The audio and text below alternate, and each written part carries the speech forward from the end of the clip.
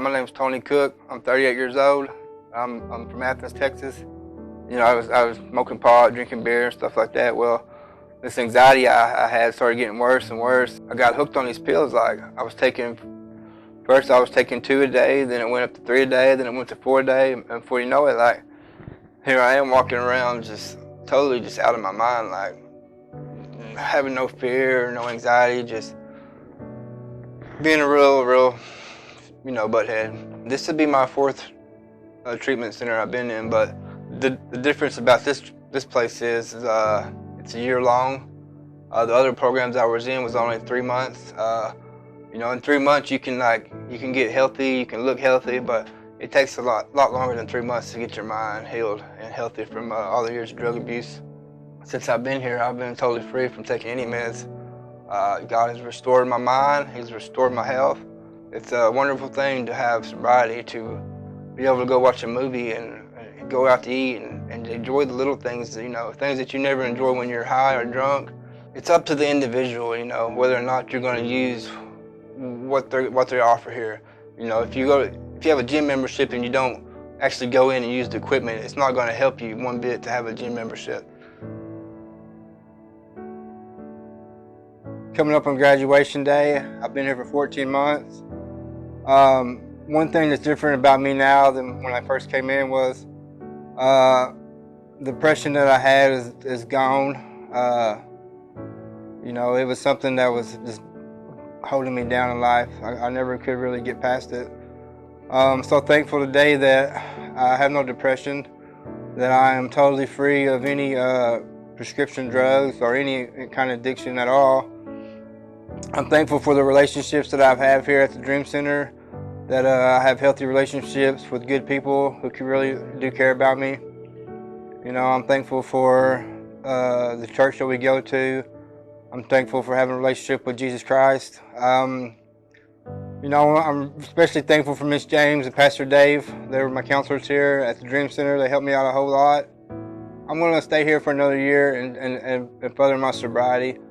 I see that I've made so much progress. I don't want to go back to the way I was living. I don't want to go back to the negative people I was around, and you know, and the bad group of people I was around. So I'm gonna stay here for another year and continue to grow spiritually. Stay plugged into the church. I don't see myself as a worthless drug addict anymore. I see myself as a child of God, and you know, and that's what used to hold me down. You know, I always just think I was a drug addict and I was going to be nothing other than a drug addict. So now that I got that off of me, you know, I feel like I can do anything. And I just want to say thank you to everybody who's been part of my recovery, who's helped me along the way. I love y'all all. Bye. Hello, my name is Micah Medlin.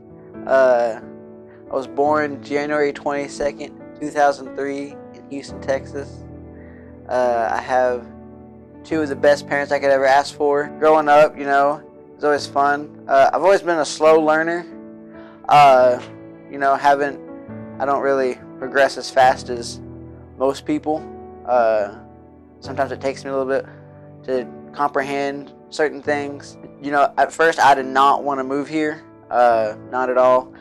You know, I didn't believe that we were actually moving until the for sale sign went into the end of the driveway, and I remember I just shut down. I wouldn't talk to nobody unless I had to.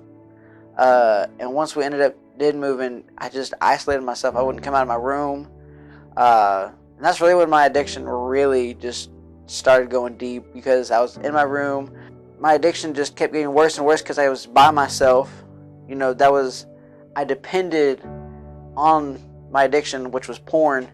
I depended on that for so long. And then finally, you know, when my mom was like, come out and join us, you know, I didn't want to. I was already living like 4 or 5 different lives. You know, people over here knew me as Edward, people over here knew me as Micah, some people knew me as Ed, some people knew me as, you know, Big M. You know, I was living these different lives, and I was thinking, oh, I could go here to, you know, SNU, SNU, and have a different life over here. But in reality, I was just living one big lie. Now thinking about porn of any kind, disturbs me. It almost makes me want to puke everywhere. It's not a thought I want to have. I mean, do temptations come around? Every now and then, but not like they used to, where it was every day. It just seemed weird as a pastor's kid, a PK, to come into a program like this, Usually people think pastors' kids are, a wonder child. They're supposed to, follow every rule and not make mistakes. Well, let me let you know a little secret. We all make mistakes, even pastors' kids. We sometimes fall off the deep end. Not all of them, but some of us do. In the past few weeks, God has lifted my fear and my anxiety from me. He has shown me a lot of favor. He's opened up a lot of opportunities for me. I'm super excited about graduating. This place can really help people. I believe that. So I would recommend this place. It has everything they need, from getting closer to the Word, to fellowship, to worship, to prayer. Those are things that are needed in recovery, in my opinion. Plans after graduating is still up in the air. God's still showing me opportunities and plans according to Him. So that is where I am at currently. Again, I'm super excited graduating with this group of guys. My name is Brian Michelle. I'm 50 years old. I am from Southeast Texas. I grew up in a family of 5, and at a young age I found myself experimenting with drugs and alcohol, which led to later on in my later years in high school and stuff of getting in trouble with the law, and a lot of anger and a lot of acting out and being rebellious. After I turned 18, I went to prison, in which I've spent most of my life in prison. Almost 30 years I've been locked up. When I wasn't in prison and I got out, I was always in the streets, nowhere to go. Nobody wanted me around because of the crimes I committed, the things I was doing, the lifestyle I was living. I know there's various points in my life. I look back, they say that you had to hit rock bottom. I believe I've been there several times. I remember at one point in time of eating out of dumpsters, begging people for change, begging people for food. The door was open for me to come in. I remember talking with Mike and got me in, and this place provided a fertile ground. It provided resources for us to be ministered to and loved on. It provided us tools to learn about our character defects, and the whole time all pointing towards Jesus. We all come here in a brotherhood. We learn how to be disciples. Once upon graduation, you have a choice of whether you can stay for a second year or you can transition out. But all the tools have been given to you while you're here. Well, it's almost time for graduation, and it's been a long year. I am going to be transitioning out of here, out of the Dream Center, into a sober living home that is close to our church, which means a lot. I asked the Lord, to allow me to be able to give back to some people in our church that helped me when I was living homeless behind the church. So He provided that opportunity with finding a sober house that's close to our church. I have a possible job opportunity in the works with another graduate that's from here that's working in a rehab in Waco.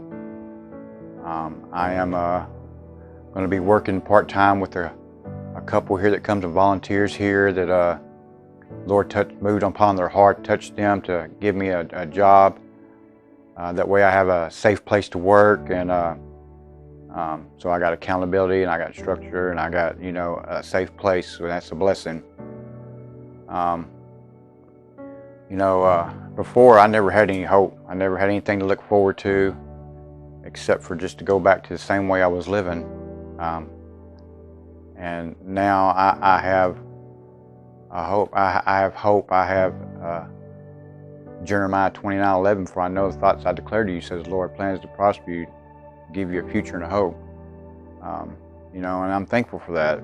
I'm thankful for His promises. I'm thankful for everything He's done in my life. I just had to sit still and allow Him to continue to do what He does best.